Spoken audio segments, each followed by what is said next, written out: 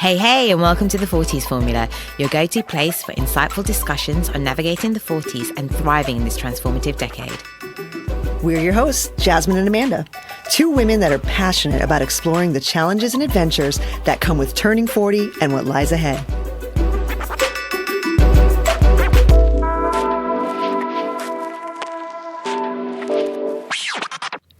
Before we begin today's conversation, I want to point out that today's discussion touches on a sensitive and challenging topic, infertility.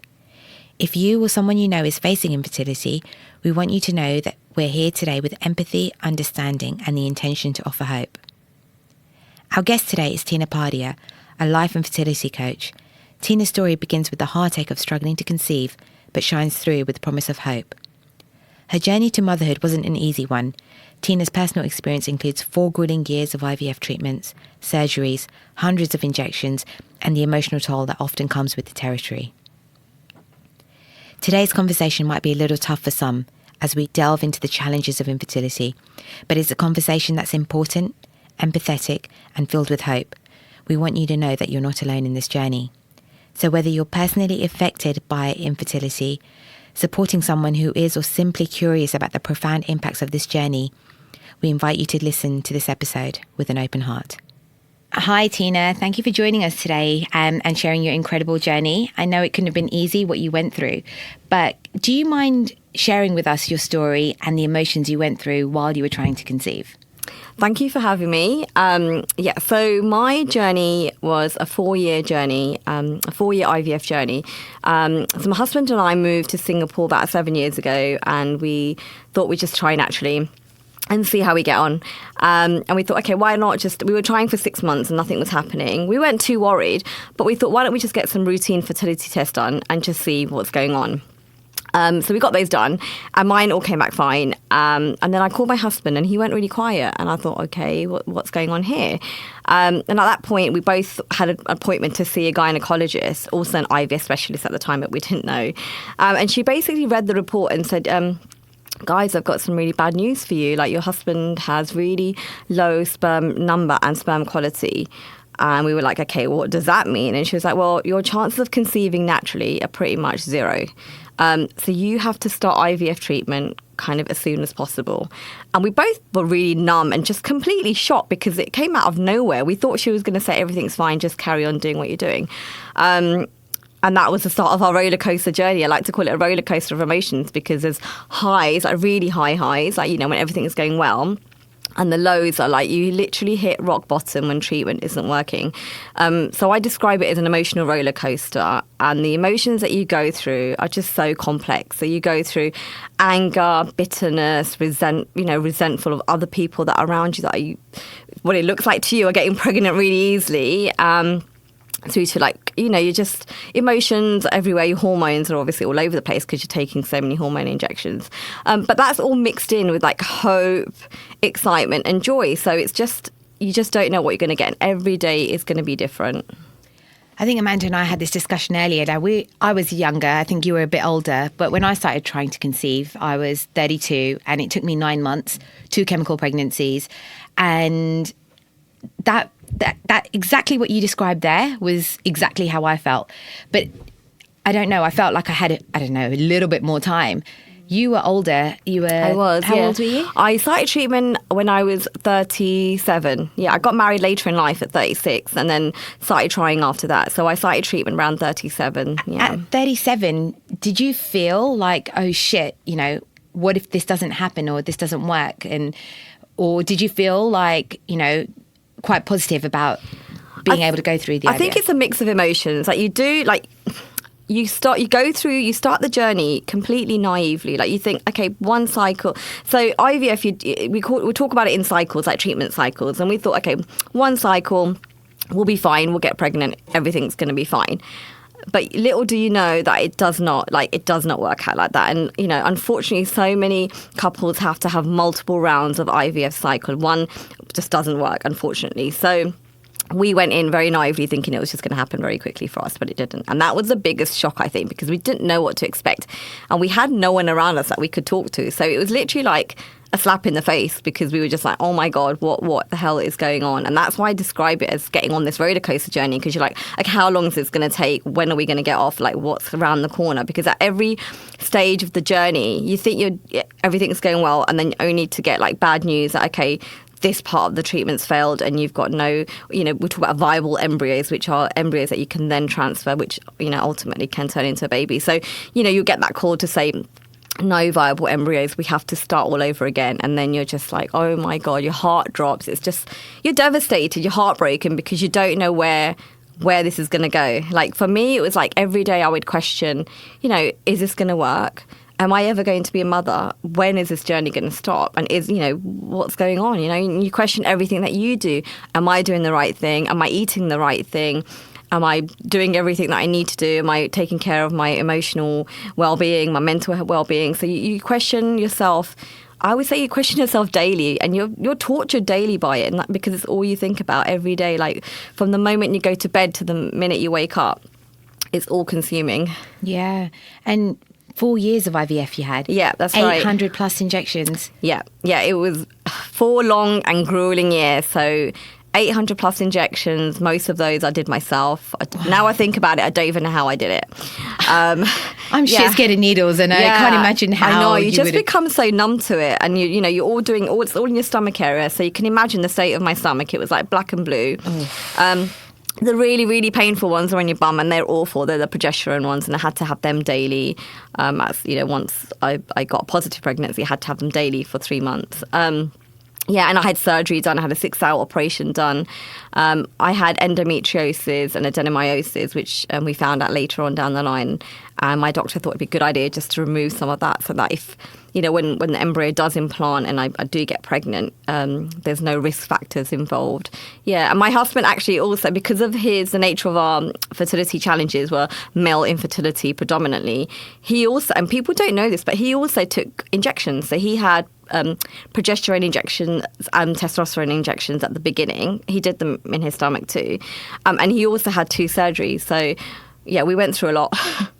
Yeah, and I'm really glad that you brought up your husband's struggles as well, because what my husband and I do, we run a medical clinic called Lift Clinic, and we do talk to men with infertility issues, and a lot of times there's so much guilt and pressure on the woman, Absolutely. on the partner that is the child bearer. Right. And it's a little bit of a forgotten conversation to talk about what men can do to empower their fertility and what they can do in support of women who are experiencing infertility. So I think it's a really great conversation that you have offered here to include your husband in the conversation. So, Gal, I was balancing the books on our family budget the other day, and I realized... You're spending too much on workout clothes? Hey, okay, also that, but also the fact that we're not spending as much as we used to on high-quality meat and produce since we switched over to the Meat Club. The Meat Club's commitment to removing unnecessary costs by ensuring top-quality products is the main reason we stick with them too. Their founder, Amy Bell, was a lot like us, struggling to find good produce at good prices here in Singapore, which is exactly why she started the Meat Club. And their commitment to genuine savings is still at the heart of the business. And as an added saving, our listeners can get $12 off their first order using discount code TFF12 with no minimum spend. Discounts are only valid through their website, themeatclub.com.sg. And don't forget to follow the Meat Club on Instagram also, at the Meat Club SG. That's TheMeatClubSG. And now, back to our chat. Yeah, absolutely. And people don't realise, okay, so 1 in 6 couples globally are affected by infertility. And that, when you say infertility, it means you've been trying for a year and you haven't been successful. You are then put in that category of having infertility challenges. Now, 30% of those cases are male, due to male infertility. 30% women, and then 30% unknown, and 10%, other issues like PCOS. So male infertility accounts for quite a large number of the percentage of infertility challenges, and people don't talk about it. Especially in the Asian community, it's kind of like they always make the assumption, you're older, it's to do with the quality of your eggs. And probably, yes, but it was actually for us, the thing that drove the treatment was actually his, my husband's infertility challenges and sperm quality and number of sperm. So, yeah. It's important to hear.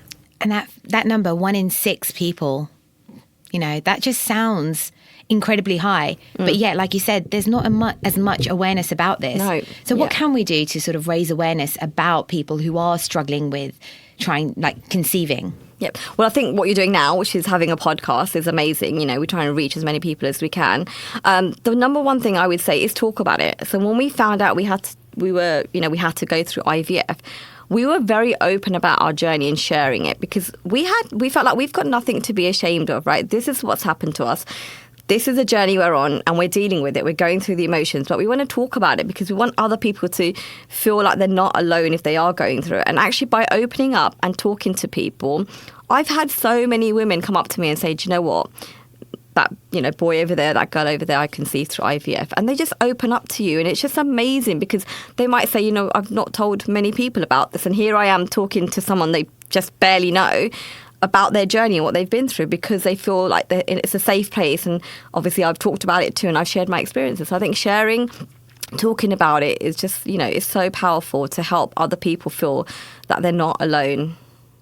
During your sort of struggles while you were trying to conceive and also going through IVF, what sort of challenges did you and your husband face as a couple? Because I can imagine, that would have been quite a tough period for both of you emotionally. Yeah, it was incredibly tough. So so we went through so many different challenges. So IVF and any sort of fertility treatment, the pressure it puts on a couple is so intense, right? You already have the pressures of life, and now you've got this on top of it.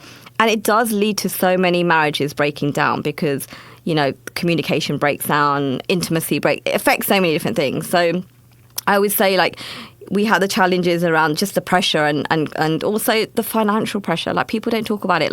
We had to pay for it here, and the financial pressure is crippling for a lot of couples. You'd be shocked if I told you how much we spent on it. It was hundreds of thousands of dollars, right? You would fall off your chair if I gave you the exact number, but people don't realize. So that financial pressure is, it's really, really hard to bear sometimes. During COVID, that was a particularly tough time for us, because my husband actually got made redundant and I was doing my fertility coaching training. So essentially we were both not working. And all our embryos were in Singapore, and we basically had 6 months. He had 6 months to find something. So that was really, really tough for us. And actually at that time we found a fertility coach to help us, because even with all my training, it was just all getting overbearing and just overwhelming and just so much going on. And the anxiety and stress levels were just through the roof. I think that was where we really, really hit rock bottom. But we had the help and support of a fertility coach. She's actually based in the UK, because at the time there wasn't many people here. There wasn't anyone, actually. And she was amazing, because she went through the journey herself. So I just felt like she helped lift some of that weight that we were carrying around, and she was incredible. So what was the turning point for you that made you want to start being a fertility coach yourself? So I actually have been previously career in digital marketing over 15 years. I did that in London. I did that when I first got here. Then we started IVF. And I was working at the time, and it was crazy. I was running into the toilet, giving myself injections, running to the doctors, taking client calls. It became very stressful. But naturally, the company that I was working at were just moving teams around, and they wanted to move me into a different team, because the team essentially I was in got retrenched. And at that point, my husband said, look, why don't you just take time out? I've always wanted to do something different. And he said, take the time out now. It's a good opportunity while we're going through the treatment. Focus on the treatment. I actually had some coaching sessions myself from a career coach. She's also a counsellor, career coach, everything rolled into one. And through talking to her, and I've done, I've looked into coaching myself before that. But she basically helped me navigate through all of that and work out the fact that I actually wanted to be a coach myself and help support others. And because I was going through the IVF journey, I said to her, look, the emotions that you go through, people don't understand, and you need help and support. And what I say is women and couples should not be going through this alone, and you need the guidance and support of someone else outside of your friends. And that basically was motivated me to start training. So I did all my coaching training here in Singapore whilst I was going through the journey, in fact. So the same thing, I was going, because it was all classroom based, and I was running into sessions, running into the doctors, getting injections, doing injections in the toilet, all of that. So I did it all at the same time. But I think learning, so I did NLP training first, which is neuro-linguistic programming, which is essentially training your brain to trust yourself and to talk to yourself differently, change that narrative that you tell yourself every day, and learning how to process information differently so that you get a different outcome. Because what they say is, insanity is doing the same thing over and over again and expecting a different result. So NLP teaches you ways to be able to circumvent that, and coping strategies, visualization tools, so many things that I learned that were invaluable. So I use those to help me get through it. And I realized that this is needed. Like, this coaching I'm doing is needed because so many women and couples are suffering alone and they don't even know a fertility coach existed. So for me, it was like my passion, my calling. This is it. This is what I want to do. So you were 42 when you conceived your rainbow baby? I was, no, I gave birth at 42. Okay. Yeah. What, like, when you got, obviously, I don't know how it works with IVF, but do you do like a pregnancy? I mean, take it as a blood test, right? Or? Yeah, so you do like what they call a frozen embryo transfer. So they get the frozen. So he was a frozen embryo for 2 years. So he'd been in the freezer for 2 years, and then they put that inside you. It's a transfer. It's called transfer. And then 2 weeks later, you do a pregnancy test. Yeah. And what went through your mind at that point when you were given the positive? It was unbelievable, basically. So me and my husband were at the clinic because they called us in, but they told us over the phone because then you need to go in and take more injections. And we just broke down and we were crying and we just couldn't believe it. But what I say is that what I describe is you're quietly celebrating because you know this is just a start, and you've got so you have your pregnancy test, but then you have another one because they need to check that the HCG levels, which is a hormone, is increasing. So once you have the first one, they then have to do it every few days to make sure. So, we were ecstatic. We were over the moon. I couldn't believe it was happening. But at the same time, I was like, oh my God, like we've got all these different things ahead of us. And that was quite scary too. Yeah. And the only thing I can relate that to is someone who hasn't undergone IVF, but someone who has suffered a miscarriage. Absolutely. Is I had easy pregnancies in my first two, and then after my second, I had a miscarriage. And that was the first time that I experienced the transition from seeing my pregnancy test and just being overwhelmed with joy and seeing my pregnancy test and being overwhelmed with fear. Yeah. And I think that what's common about our journeys is that first period of the first trimester and really up to 12 weeks, right? Yeah. And really 14, if we're talking about women over 40 and on our pregnancy, our unique pregnancy risks. I think that what you get with IVF is an extension of the fearful period. Absolutely. And not so much a relief as you would get from a natural conceived pregnancy. And Absolutely. I think only, women who have undergone those types of treatments or have had a miscarriage can really relate to that, seeing the pregnancy test, and it's not exactly a celebration. Yeah, exactly. Because you know that you've got a long journey ahead of you. And, you just can't help but all those anxieties and questions like, is everything going to be okay? Am I going to get through this? Is the baby going to be healthy? Those fears and anxieties are only heightened because of what you've gone through. Yeah. And it's like, when you conceive naturally and you're not quite sure exactly when it happens, it's like you're almost saved from a few weeks of wondering, because until you miss your period, you're like, okay, now I can start worrying and wondering. Exactly. Whereas with IVF, the moment it happens. And so the worry starts then. Yeah. The worry started from 4 years ago, but it just gets even worse, right? It just gets even worse. Absolutely. Yeah. Yeah, I can totally relate to that in that sense, because I think when I was trying to conceive my first child, I felt like it went on for so long, 9 months, I said. Prior to that, I had 2 chemical pregnancies. And then every time you get that positive pregnancy test, you'd be like, shit, is this one going to be the one that sticks? So, those feelings, there's obviously happiness, fear, anxiety, you go through the works, don't you? You really don't. Look, it's just us three in this room, and we've all had experiences, loss, and different, difficulties conceiving. And imagine like how many other women out there are going through the same journey or experiencing loss, difficulties. It's more common than we think, but not often talked about. Yeah, I remember sort of being out, and I'm Indian, and I'd be in England and people were like, oh, you've been married so long now, you should try and have a baby. And I think I just got to the point where I was like, I am trying. And then they'd go quiet because I think, they just think, oh, here you are, you should have a baby now. But I think sometimes they don't realize that it's not that easy. Yeah.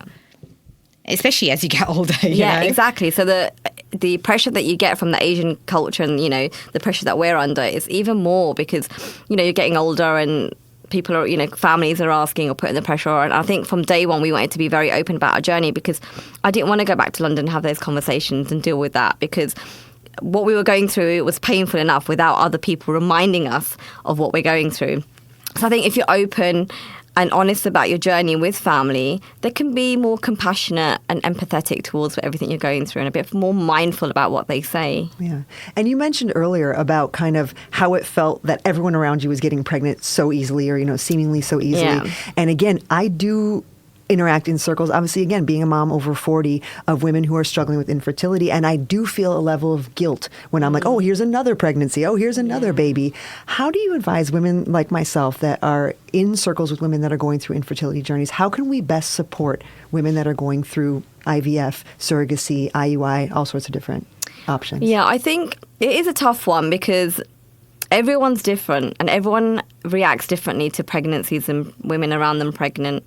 I actually just put some content out the other day about how to deal with people that are pregnant or announcing pregnancies. And what I say is, it's okay. So you said you were feeling guilty and you don't know how to maybe react. But I think listening is the first thing, like listening to, maybe saying to the person or the friend, look, I really don't understand what you're going through, but if you want to share your journey, I'm here. I'd like to know more about it. I'm here to listen. I also understand if you find it too painful to spend time with me at the moment. I value our friendship, and if you need some time to process everything, then I completely get it, and I'm here for you when you're ready to talk. So it's just giving them the space so they can feel what they feel, because we don't know what they're feeling, right? So it's just like giving them that space and breather, but letting them also know that you're there. And you want to understand what they're going through. You don't understand because you've not been there, but you'd like to understand, and you're here as a friend. Yeah. And I think that's all you can do. And just try to avoid, as long as there's most people have some level of emotional intelligence, is just try to avoid saying things that could trigger them, like, oh, why don't you just, the classic, why don't you relax? It will happen if you relax, or just take some time out and it will happen, or the classic is the story of, I know someone who knows someone who stopped trying IVF and they went on holiday and they got pregnant. We don't want to hear stories like that because that just pisses us off. So, yeah, avoid saying things like that could trigger the other person. Yeah, that is really helpful. Approach with empathy, right? Yeah. Always. Yeah. Yeah, and put yourself in their shoes. Just try and understand some of the emotions that they're going through. Did you at any point feel like, I've had enough now, I don't want to go through this experience when you were going through the IVF? And were you thinking about other things, like maybe adopting or anything like that? Yeah, we did, because of my age, and quality of eggs do diminish as you get older. Let's not, beat around the bush. That is a reality. That's a science that proves it. We were thinking about looking at other options and just talking about them and saying, okay, what are the other options? Is it egg donor, sperm donors, embryo donors, like surrogacy, adoption? You talk about it all, but you don't want to. It's very weird because you talk about it, but you don't want to talk about it too much because you don't almost want to jinx it. So you're like, okay, here are the options, and you lay them out, but you then take your energy and your focus on what you're doing right now, and you think, okay, for now, we're on this journey and we're going to focus on this, and if it starts to look like it's really not going to happen for us, then we can open up, open up the conversation and talk about the other options that are, that we have. So when you went through the 4 years of the IVF treatment, where were you on your journey? Like, how long would you have continued on the IVF path? Well, for me, and for a lot of women, you do. So for me, I did all my IVF cycles first, and that's where you retrieve the eggs. So I did all of those first, and then I had a bank of embryos. So for me, it was like, okay, this is a bank of embryos we've got, because I'm not going through all of that again, because like I said, the older you get, your eggs quality start diminishing, and we've done so much to get there. It's like, right, this is the number of eggs we've got. We've got 6 embryos. We're going to go through those embryos, and then we will decide if we want to do any more. But for us, it's like, okay, these are the numbers we've got. Let's go through those first, and then we make a call. And what number did you get to? So Ishan, my baby boy now who's 2, we put in 2, so we put in embryo number 4 and 5. So we don't know which one he was, but it was either 4 or 5. Yeah. So we have 1 left essentially. Amazing. And when you put in the 2, was it 1 male, 1 female? Or was no, it just we don't know. You didn't know. You don't know, yeah. So you can't find out here. Oh, that's Singapore. right. In Singapore, you can't do genetic right. testing or find out. So we didn't know. It just took me a while. So it's like 2 stages, I like to call it. You do the banking of the eggs and getting the eggs out, and then fertilizing them, and then you do all the transfers where they put them back into you. But for that part, you have to. It's not as easy as just putting them in. You have to get your body ready and your lining ready. I think my lining just took so long to get ready that the doctor was like, okay, we've got it to a point. Let's just put 2 in because we don't know how long it's going to take until we get it to this optimal state again. So we put 2 in. And, it's not encouraged because twin pregnancies are very high risk. So, but it was just because it took so long to get to that point that our doctor encouraged to put 2 in. Double or nothing. Yeah, exactly. And it worked, right? He's our miracle because the quality of embryos diminish as you go down. So we start with the best one. So 4 and 5 essentially are the kind of lower quality ones. And I always say to women, like, don't, get too hung up on the quality when the doctor says to you, this is the best quality, this is the poor quality. But because for us it worked and he was lower down the chain. Amazing. What sort of advice or words of encouragement would you offer to couples who are going through infertility, sort of based on your experience? Okay, I would say as a couple, because you go through so much and you both experience it very differently. So for the guy, like you said earlier, they feel kind of, responsible potentially or feel like helpless, that they can't do anything more than they're already doing. And for the woman who's going through it physically, mentally, physically, emotionally, she is exhausted and your confidence takes a real battering. Your self-worth, your confidence, everything, it just gets shattered. So I would say, first thing, talk openly with each other about what you're going through and how you're feeling and what support you need from each other. Because you need to do it as a team. Because the minute you start feeling like you're alone, the journey becomes so much harder. So talk to each other. Dedicate a day in the week that you sit down and say, okay, how has the week been for you? What do you need from me? What appointments do you want me to come to? Work that out as a couple and just be on the same page. Just talk openly to, like, you might not want to tell everyone, which is completely, acceptable, and it's completely personal and up to you. But find people that you can trust, whether it's family or friends, 1 or 2 people, and just talk to them about what you're going through so that you don't feel alone. For women, there are support groups out there for men. Look at support groups, join the support groups, talk to people, like-minded people that are going through the journey. Or I also, encourage people to talk to a specialist, whether it's a coach, a therapist, a psychotherapist, counsellors. There's so many people out there that can help you and that can talk to you and help you manage some of the emotions that you're going through. I think those are some of the things. I think the other thing I would say is advocate for yourself with your doctor. Like, your doctor has your best interests at heart, but you know yourself and your body better than anyone. So if you feel like you need a break, you feel like you need some time out, or you've got some questions that you might be a bit too scared to ask it. Like, the doctor's not going to shut you down because you're asking these questions. You need to know what's going on at every stage in your journey, and you know your body better. So really, really advocate for yourself. Yeah, and you had mentioned about how it's so important to have your partner on your team, right? Yeah. But at the end of the day, it is you that's giving yourself the injections and taking that pain. And it is you that's going to carry that pregnancy. And if the pregnancy isn't successful, that's going to kind of carry the weight of that loss.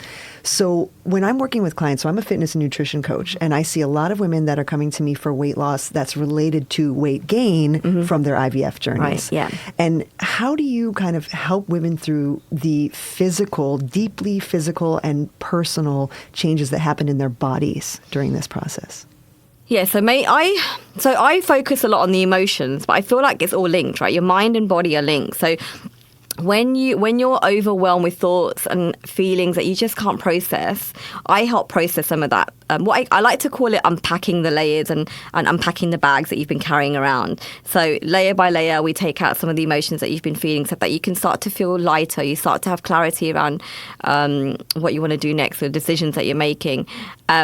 And ultimately, some of the emotions that we talk about, and I basically teach them coping strategies and tools, visualizations, affirmations, journaling, emotional freedom technique, which is tapping, meridian tapping. And that lets go of some of the blocked emotions that you've got. So I'm a very big believer in holistic therapy. I did a lot of holistic therapy through my treatment. And so I believe that there's a lot of blocked emotions that you're not even aware of, and you don't understand how they affect your body. So it's all linked, right? So once you get clarity and you release some of the emotions, you then realize actually that emotion I was holding was stored in my stomach. I was getting gastric issues, I was getting cramps. And once you release some of that and you let them feel lighter and they feel like a weight's been taken off, they can then focus on the physical side. And I don't focus mainly on the physical side. For me, it's more emotions. But once they get through some of that pain, they then look at focusing on themselves physically. So there's people that do yoga or fertility yoga that help you kind of get some of your strength back, physio. There's so many other people like yourself that can help you bounce back from everything that you've been through. Yeah, exactly. I definitely think like we would have a synergy. Yeah, of course. And like I really hear you, because I'm on my journey now to try and get some of that fitness and strength back. Yeah. Because all through my journey, I was told you can't do HIIT training, you can't do running, all the things that I love, I couldn't do because of because of the pressure it would put on my uterus. That must have been tough, like, having to almost like give up yourself. Yeah, you do. To go through the pregnancy. You give up a lot. As much as your partner is there for support, your partner is not giving up that. Your partner can still go to the HIIT class if he wants. So it is kind of that really lonely journey. It is. And it's funny you said that, because I was a very active person before I went through this. And I'd be like, okay, well, I can go on my walk, which is still fun, but, it's not running. And my husband would be going to his boxing class, and I love boxing. He'd be going to his boxing classes every other day. And at one point, I was like, it's not fair. Like, it's not fair. I want to do all these things. I don't want to have to give up who I am. But, you do. For the phase that you're going through, you do it for that part of my journey in my life. I did. But then I always, reframed it and helped myself and said, look, it's only a chapter in my life that I'm going through. It's not going to be forever. For now, this is my focus. These are the things I'm having to. And if you tell yourself you're not giving them up, you're just putting it on pause. That's a better way of looking at it, because it helps you then, because you're putting it on pause.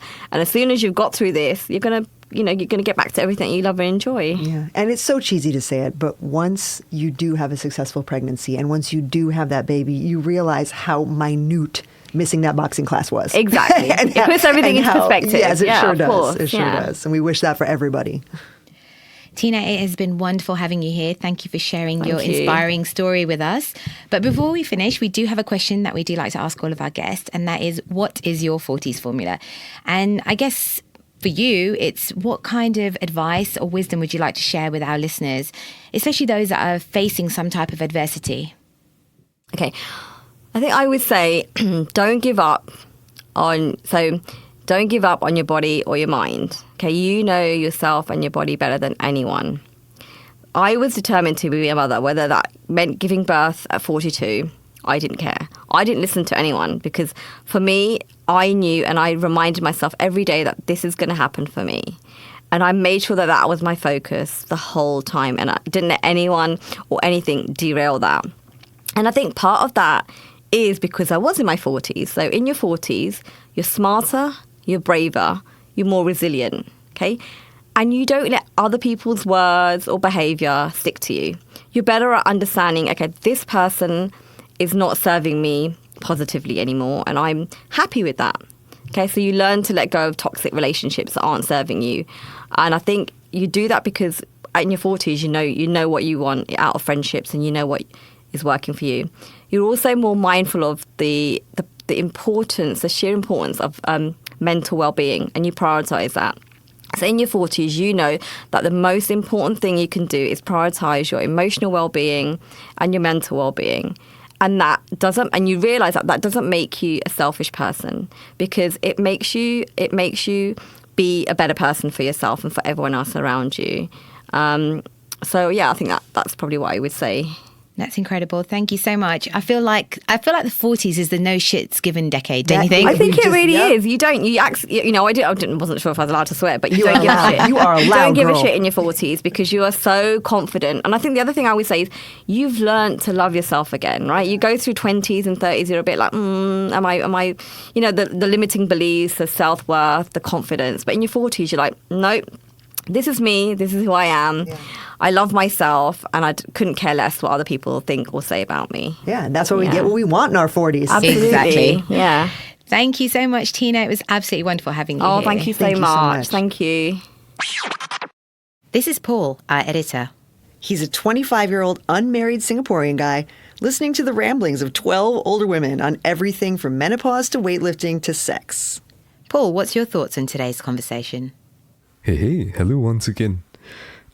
So I have a confession to admit actually. So this isn't actually my area of interest or expertise because at least for me and my partner, we aren't exactly planning on having kids or interested in having kids in the current foreseeable future.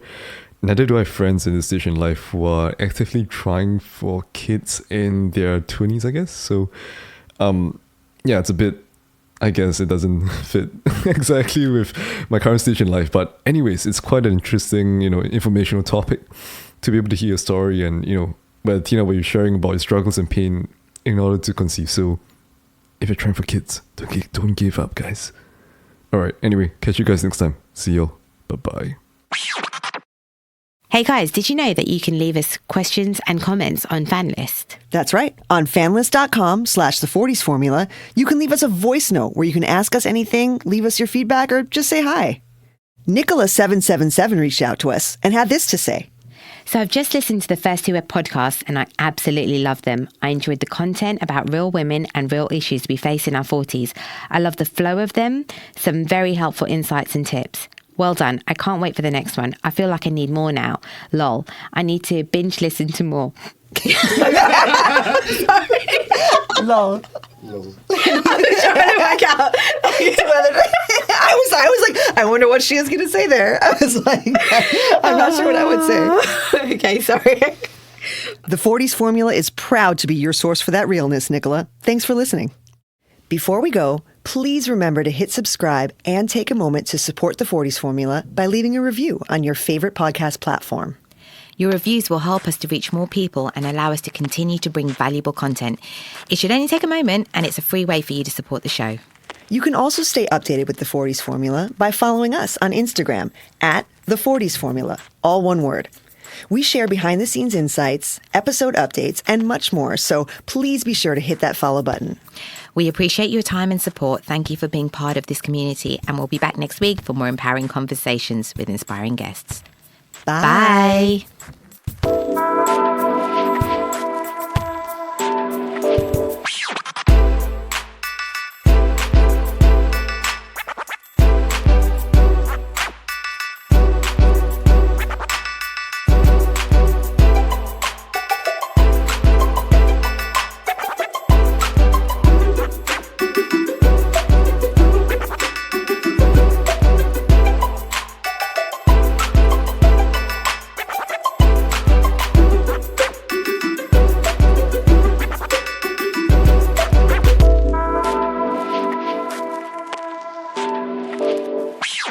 After I had my eldest son, I used to try and have a smoothie in the morning. And it got to a point where if I had a smoothie first thing, as in my fast breaker, I would throw up. And I don't know what it was. And I was like, this is so weird. I don't know if it was just the concentration of all the, shit everything in there. it. Yeah. But it would actually make me yak, which was really, really strange. So since then, I've been off smoothies. Yeah, that would put me off. Yeah. Smoothies. Wow, yeah. It's been about 8 years and I'm like, can't do smoothies anymore. Wow. I used to do like everything, I'd put spinach in there, fruit in there, and this, that, and the other. Just cannot do it. Spinach and apple or banana and almond butter. Ooh, and oats. Yeah. I like that combo. Yeah, they're the go-to.